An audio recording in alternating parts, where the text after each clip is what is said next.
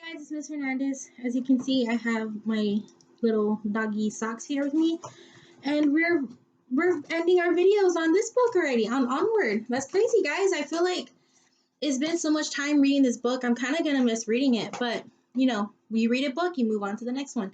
So we are finishing Onward today in today's video since it's Monday. On Wednesday, we will have a new book, and we're going to stay with some shorter ones for a good amount of time before we move on to another novel. I already have a novel in mind, but I'm not going to show it to you yet. Like I said, I want to give us more time to see other books before we move on to that one. So before we get started on Onward, and I believe we are on chapter 17, because I said it seemed like the story was going to get pretty crazy from there. The boys went on their journey. They're about to find the Phoenix Gem, hopefully, and it ended with saying that they couldn't believe what they saw, and you know, the Manticore and Laurel are on their way trying to catch up with Ian and Barley, and just a lot of craziness happened. Sadly, Guinevere is gone, the van. That was one of my favorite things about the book and the movie, so I'm kind of really sad that Guinevere is gone. But you know, hopefully, like, it's worth it. Like, hopefully that her sacrifice was worth it. But before we get to the book, I want to show you what the characters look like based on the movie. So you guys have already seen what Ian and Barley look like, and we've seen what Laurel looks like from these pages. So I wanted to show you what everyone else actually looks like. So here is like pretty interesting. Oh no, that's not what I meant to do. But here they have some pictures, like artwork of the characters. So hopefully you can see pretty good. Here we have the Manticore, and there's Laurel right next to her, and we know they've been spending a lot of time together. There we have their dad with the fake top part of his body. We have Colt there, and I believe that is Blazy. No, yeah, Blazy right there in front of him. And then in the back we have what the unicorns look like. So that's pretty interesting that the unicorns look that weird. Let me zoom in so you can see the unicorn and Colt. So there's Unicorn and Colt. Pretty interesting. And it doesn't show the bottom half of him, so you don't really get to see what the centaur looks like. But here's a closer look at the Manticore and Laurel. And on top of them is the Phoenix Gem and the, what's it called? The staff. So, you know, I just want to show you guys some pictures of them real quick, just so like you can compare them to what you imagined in your own head, and you can kind of start thinking about those characters with what we're about to read. I know it seems like the story is about to get pretty crazy, so you know, let's just jump in on that already. So we are on chapter 17, so we're going to be reading 17, 18, and the epilogue. So let's see what happens. Ian's smile dissolved as he realized where the long journey had taken them, to the middle of downtown New Mushroomton. Oh, it took them back home. His eyes darted around as they landed on each familiar landmark, the last one being his high school. He stared in disbelief. They were right back where they had started. Barley climbed up beside him and looked around, just as shocked. Barley walked around the square, bored and oblivious. People walked around the square, bored and oblivious like any other day. The boys peered out of a manhole in the street, wet, disheveled, and exhausted. Sorry, she really wants to play. They warily climbed out. A truck honked at them, and Barley pulled Ian and Dad out of the street. "We're back home," said Ian. "No, that doesn't make sense," said Barley. "We took the path of peril." He looked down at the wet, tattered kids' menu and the stone from the raven statue. "We followed the ravens. We went to the end of the water." He looked more closely at the stone and mumbled, "Unless the X meant stay away from the water." He turned the stone, looking at the X another way. "Or it could be like a campfire." Ian was crushed. "It's okay," said Barley. "We can figure this out." "Figure what out?" said Ian. "We're back where we started." I just kind of want to think, you know, how long have they been on this journey already? I feel like it's been a pretty long time, so I don't know how much time you have left with their dad, because it's only 24 hours. Let's see if they might mention it. It has to be here. There was a gauntlet. I mean, unless that gauntlet was for, coincidentally, some different quest. He lowered his head. That's a possibility. No. This has to be where the Phoenix Gem is. I followed my gut. Oh no, said Ian. The gem is in the mountain. The mountain we could have been to hours ago if we just stayed on the expressway. So they're talking about the path Ian wanted to go on. No, the expressway is too obvious. Remember? You can never take the. If I hadn't listened to you, okay? Ian interrupted, fuming. I can't believe this. You act like you know what you're doing, but you don't have a clue. And that's because you are a screw up. And now you've screwed up my chance to have the one thing I never had. Barley looked at Ian, hurt. Ian took Dad by the leash and started walking toward the park. Where are you going? Calling Barley. To spend what little time we have left with Dad. Ian looked at the staff in his hands with disgust and handed it to Barley. Barley called after him. We can still find the Phoenix Gem. We just have to keep looking. But Ian continued, ignoring his brother. As they walked through the park, Dad searched around with his foot. No, Dad, he's not here, said Ian, knowing he was looking for Barley. Ian found a spot on a cliff and sat with Dad to watch the sunset over the ocean. It had been close to 24 hours since Ian had cast the visitation spell in his bedroom. He knew they were almost out of time. Wow, so it's practically almost been a whole day. Meanwhile, Barley frantically searched for another clue. Come on, where is it? He spotted the old fountain and gasped. Follow the water. He ran toward it and jumped in. Onlookers pointed and whispered as he sloshed around in the dirty water. Two construction workers approached. All right, come on, out of the fountain, one said. No, I'm looking for an ancient gem, cried Barley. Yeah, we know, the old days, said the other worker. No, stop, please, no, begged Barley. The workers tried to pull him away, and people passing by stopped to stare. Okay, ow, okay, I'm leaving, said Barley, surrendering. Then he broke free and raced back into the water. They tried to grab him, but he clanged to the top of the fountain, wrapping his arms around its tall spire. Can someone call the cops? Said the worker. We got the history buff again. Hold on. Sorry about that, guys. Okay, where were we? Barley looked disheveled, desperate, and confused. Clinging to the fountain with the crowd staring at him, he suddenly felt like the screw-up everyone had always believed him to be. On the cliff, Ian sat with Dad, watching the setting sun streak the sky with pinks and purples. Ian pulled out his list, heartbroken to miss the opportunity to do the things with Dad that he'd wanted to do. He began to cross out each item. When he got to driving lesson, he paused. He thought about how he had driven Guinevere when Barley was tiny. He remembered Barley instructing him and cheering him on. Ian knew it wasn't quite what he had expected, but he'd written the list, but he placed a check mark on it. Hold up, guys, sorry. Alright, guys, sometimes we get a lot of background noise, so I pause. Alright, let's see. He remembered Barley instructing him and cheering him on. Ian knew it wasn't quite what he had expected when he'd written the list, but he placed a check mark next to it. Also on the list was play catch, a memory of Barley throwing a piece of cheese puff and Ian catching it with magic came to mind. He gave it a check. Next he saw laugh together. He recalled cracking up while dancing with Barley and Dad at the rest stop and checked that one off too. Finally, he looked at the last item, share my life with him. Ian's mind was flooded with memories of growing up with Barley. He could see them as kids playing in the pool together and having pillow fights. He remembered how Barley had taught him how to ride a bike. Barley always seemed to be there for him, cheering him on with confidence and pride.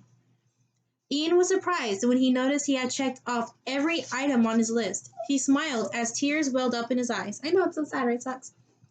He folded the paper and put it in his pocket. Then he stood, took Dad by the leash, and raced off to find his big brother. Oh, it's like Barley was like a stand-in dad for him. It's so cute. Right. Barley was still on top of the fountain. Police officers called to him from below, but he refused to come down. As he continued scanning for a clue, Barley noticed a clover shape on the fountain that matched the stone from the raven statue. He slowly pushed the stone into place. It fit perfectly, like the final piece of a puzzle. Slowly, a chamber in the fountain opened to reveal the sparkling phoenix gem. Barley lit up with joy, laughing at disbelief. He grabbed the gem, not noticing the red, smoky mist rising out of the fountain. Ooh! Ian spotted Barley and ran toward him, calling out his name. Barley grinned at the sight of his brother and held up the Phoenix gem. Ian was thrilled until he saw the ominous red mist curling into the air. Behind you, he yelled. Barley turned to see the mist waft past the shocked police officers. Suddenly, a realization dawned on him. It's a curse. That's the last part of chapter 17. So Barley can tell that it's a curse because he's a history buff. He knows a lot about all this magical stuff. So guys, the curse is coming true. They found it, but I don't know what they're gonna do about this curse. We just have to see. Give me just a moment. I'm gonna let Socks outside real quick. Sorry, guys. All right, so here we are on chapter 18, the start of it. Let's see what happens. The red mist drifted across the street, forming a giant sphere in front of the high school. The sphere shot out tentacle-like arms that burst through the school, tearing through walls, lockers, and classrooms. It grabbed the debris and used it to form the armor of a terrible beast. It was a massive dragon. Part of the gymnasium's wall, depicting the school's goofy dragon mascot, slid over to become the beast's face. It eyed the gem in Barley's hand and roared a terrifying, garbled version of the school bell. Then it barreled towards Barley. "Barley, run!" screamed Ian, hurrying to his brother. Barley jumped down from the fountain, grabbed a staff, and took off. He called to the dragon. "What do you want? The gem?" He paused as he thought for a moment. "Fine, take it." Ian was stunned as he watched his brother throw the gem as far as he could, sending the dragon racing after it. Barley and Ian ran toward each other, and Barley revealed that he still had the real gem. He had tricked the dragon by throwing Guinevere's turn signal light instead. It didn't take long for the dragon to realize it had been fooled. It turned and breathed a path of fire between Barley and Ian, so they were unable to reach each other. The dragon sprouted wings and took flight, then dove at Barley. A dark shape suddenly swooped down from the sky with a mighty roar. Ooh, who do you think it is? The Manticore held the Curse Crusher high as she sliced the beast when she soared by, knocking it to the ground. Ooh, guys. Barley cheered. Ian squinted and saw someone riding on the Manticore's back. "Mom?" Laurel stood atop the Manticore heroically. "It's okay, boys," she said. "We'll take care of—" Suddenly the Manticore began to tip to one side. "Whoa, you're tilting," said Laurel, encouraging the Manticore to straighten out. Ian called to his mother, worried, but she shouted, "Go see your father." "It's okay," Barley yelled to Ian. "If they stab the beast's core with that sword, the curse will be broken. Come on." Running up a hill, Ian dragged Dad on the leash as he hurried beside the fire path, trying to get to Barley. The dragon took off after the Manticore, giving chase over the cliffs and the ocean. The Manticore veered back toward land and dragged her sword along the ground, kicking up dirt into the dragon's eyes. She flew back around and sliced off one of the dragon's wings and then another. In the meantime, the boys met at the top of the hill. Barley handed Ian the staff and placed the gem in its space at the top.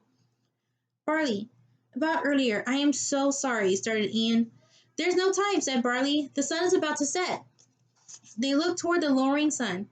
It seemed to be sinking faster now. Ian wanted to say more, but he knew Barley was right. He held up the staff and recited, "Only once is all we get, grant me this rebirth. Till tomorrow's sun has set one day to walk the earth." A bright beam of light shot from the staff.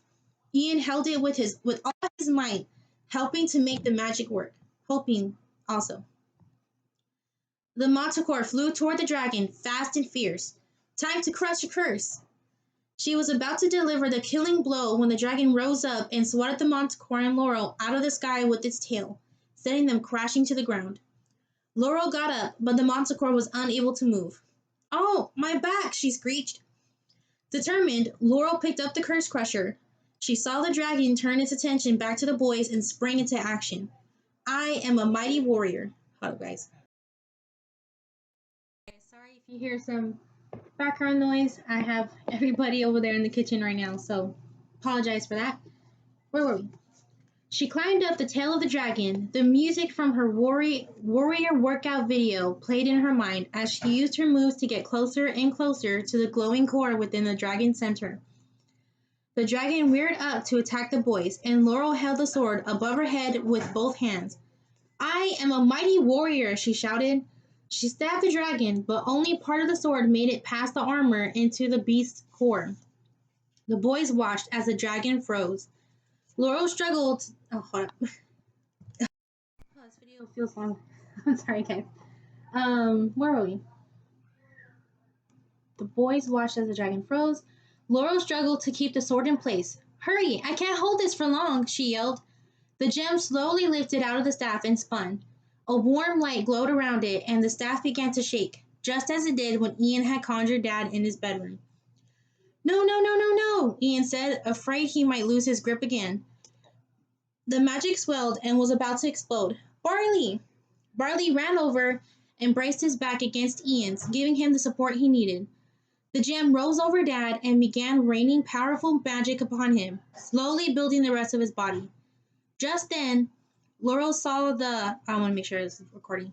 Laurel saw the dragon's armor begin to shift, slowly pushing the sword out of the core. The beast began to move again. It knocked Laurel down, flinging the sword into a pile of lockers. Boys, it's coming back, she yelled. The dragon locked its eyes on the gem. Ian and Barley watched, terrified that the dragon might get to the gem before Dad was complete. Barley turned to Ian. I'll go distract it. What? No, if you do that, you'll miss Dad. It's okay. Say hi to Dad for me. Ian knew what he had to do. No. You go and say goodbye, he said firmly. He looked into Barley's eyes.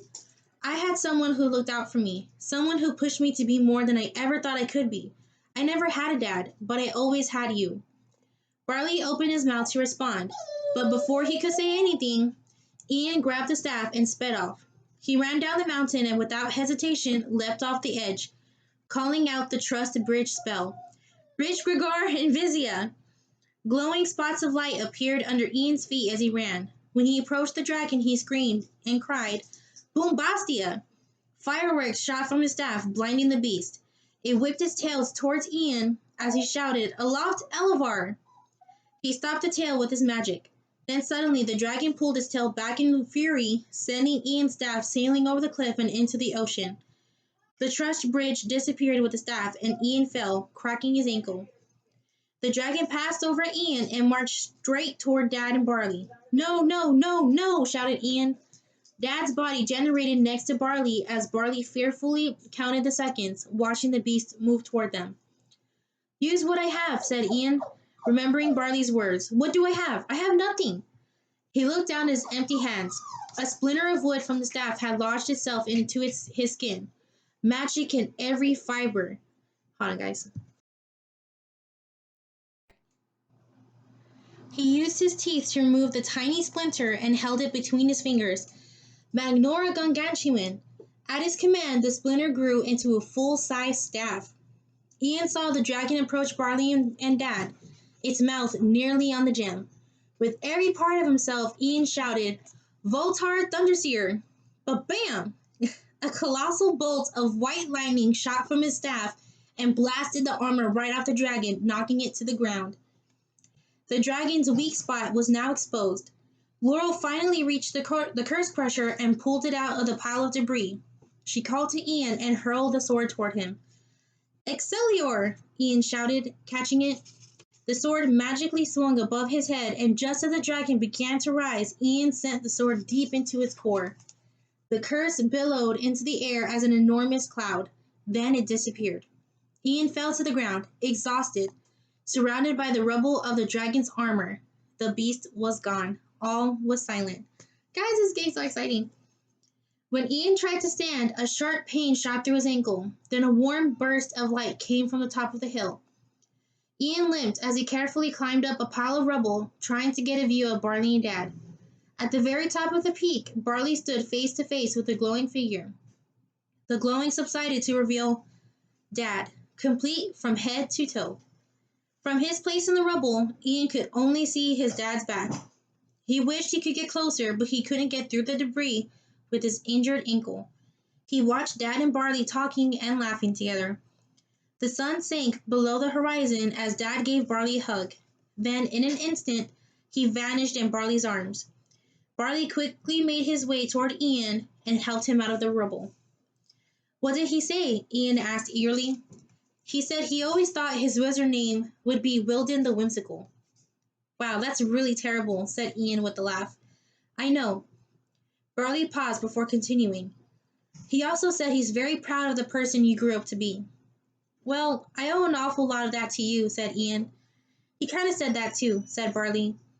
Oh, and he told me to give you this. Barley leaned down and gave Ian a hug, loving hug. A huge loving hug. And Ian didn't hold back as he hugged his brother back with all his heart. Awesome. That's the end of that chapter, guys, of chapter 18. So that's really nice. He got to see his dad, and that was like a little heartwarming moment where Ian realized it was kind of like Barley being his dad in some way, and it's nice to see that the dad kind of acknowledges that as well. So this is like really heartwarming, guys. I'm still sad about Guinevere. Like, don't even get me wrong, but I feel like that part was worth it. So we're at the epilogue, guys. This is the last part of the book. This is crazy. All right, let's get started. A while later, the Manticore stood in her tavern, which she had transformed back to how it looked in its glory days. The place continued to be very busy and welcomed anyone looking for adventure. Dewdrop played darts with her fellow pixie dusters. She tossed a dart that started to drop toward the floor, but one of her friends swooped in, grabbed it, and flew it into the bullseye. "Ha-ha! Bullseye!" cheered Dewdrop. The Manticore stretched out her wings as she spoke, entertaining a group of customers with one of her adventurous tales. She ignited candles on a cake with her fire breath and lifted the curse crusher above her head. And then, with a slash of my mighty sword, I severed the beast's wings from its wretched body, she said, bringing the sword down, splattering frosting everywhere. She grinned. "Okay, who wants cake?" There was a beat of silence before all the kids cheered, "Yeah!" Their parents watched nervously as they wiped cake from their faces. At the rebuilt high school, Ian stood in front of a classroom of his fellow students, wrapping up a presentation about magic. He held the wizard staff. "And I think with a little bit of magic in your life, you can do almost anything," he said. A student raised her hand. "Is that how you put the school back together?" Yes," answered Ian. Another student interrupted. "Is that also how you destroyed the school in the first place?" Also yes," Ian admitted. The bell rang and the class quickly dispersed. A group of students approached Ian as he collected his things. "Hey, that was great," said Sedalia. "You going to the park later?" asked a troll named Gurge. "Yeah, see you there," said Ian. Everyone waved as they parted ways. Later, when Ian walked through the front door of his house, Blazy barreled around the corner and jumped on him, smothering him with kisses. He kneeled and wrestled with her. I wonder how long after, they saw their dad this is, Laurel hustled around the corner with the spray bottle. "Blazy, down!" "Who's a good dragon? Who's a good dragon?" Ian said to his pet. "So, how was school?" asked Laurel. "It was really good," answered Ian. "Well, all right," Laurel said, smiling proudly. Just then, Colt came into the room and approached Ian. "Hey, there he is. You working hard?" "Nope, hardly working," answered Ian. Colt let out a hearty laugh. Laurel's phone buzzed as she got a text message. She checked her phone. "Oh, I gotta go. I'm meeting the Manticore for a night out." She grabbed the battle axe. Then Colt got a call on his police radio. He gave Laurel a kiss before quickly leaving. "You forgot your keys," Laurel called. "Don't need 'em," said Colt. "I was born to run." "Yeah." Colt's hooves clopped against the ground as he raced away.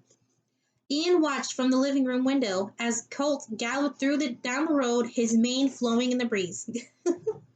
Barley crept up behind Ian and put him in a headlock. In one swift move, Ian freed himself, slamming Barley to the floor. Barley smiled proudly. Ian reached down and helped him up. "So how's the new van?" "Guinevere the Second is great. I've almost got enough saved up for a sweet paint job," said Barley. "No, please don't," said Ian. "Why not?" Ian held up his staff and smiled. "Because I already took care of it." He opened the garage to reveal the magical paint job he'd done on Barley's new van. In the art, a Pegasus carried Barley as a warrior with Ian as a wizard riding behind him. Barley's eyes popped and he cheered. He absolutely loved it. "Yeah!" Sorry, guys. They climbed into the new van, which had a license plate that read Guinevere 2. Barley backed it out of the garage and drove a little while before stopping at a fork in the road. The ramp to the expressway was to the left, and an old path was to the right. Okay, best way to the park is to take a little something called the Road of Ruin, said Barley.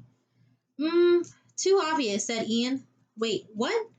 On a quest, the clear path is never the right one, said Ian. Barley cheered as Ian raised his staff and cast a spell, magically lifting the van into the air. And with a crackle of magic, the brothers flew off toward the horizon.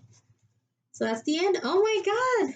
Gonna have a new Guinevere, Guinevere 2. It's like Guinevere Jr. or something. That's so cool. And that they even list like some other books that they have for these movies. Look at that. Wow, guys, so how did you like the book? I hope you enjoyed most of it. I hope you have an opportunity to look at the movie and see if things are exactly the same, if there's some differences, or if it's missing something. I personally really, really love this book. I am so happy I bought it. I would not mind reading this again in the future. Sometimes when you read a book, you want to give it time before you read it again, because it's like when you read it again after such a long time, it's like you're revisiting it for the first time ever, and it makes the book a lot more interesting. So I wonder, how were your predictions? Were they on point for this or not? Like, did you imagine them to be the same as the characters I showed you? And after I showed you them, did you picture them in your head and then connect it to what we were reading? And, anything else that you might enjoy about this book, just, talk about it with yourself or with your family. I know you can't put comments on the video. I'm trying to put that available for you guys, but sometimes it's a little, YouTube works a little weird. But I'm going to keep trying that so that you guys can recommend books for me to read, or you can just tell me what you think about the books we're reading. All right, so that was the end of Onward by Disney and Pixar. Hopefully you guys tune in on Wednesday for an entirely new book, and we'll be doing new books every video that I do until I come across the next novel that we're going to read. I do have it in mind. I'm just going to give it time before we read it. So hopefully you guys enjoyed this awesome adventure with me. I know I enjoyed it, and I hope you guys take care. Have fun, do you, and be the best you can be. Sorry. Bye, guys.